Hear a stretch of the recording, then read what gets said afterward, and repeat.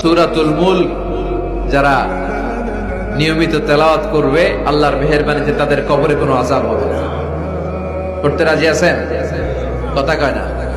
করতে রাজি আছেন সবাই? বিষ্ণুই বললেন এখানেই শেষ নয়, আরো আছে।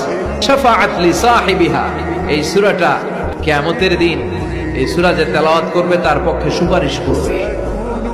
এজন্য বিষ্ণুই বললেন যে ব্যক্তি সূরাতুল মুলক নিয়মিত তেলাওয়াত করবে এই সূরাটা কিয়ামতের দিন ওই তেলাওয়াতকারীর জন্য আল্লাহর কাছে সুপারিশ করবে।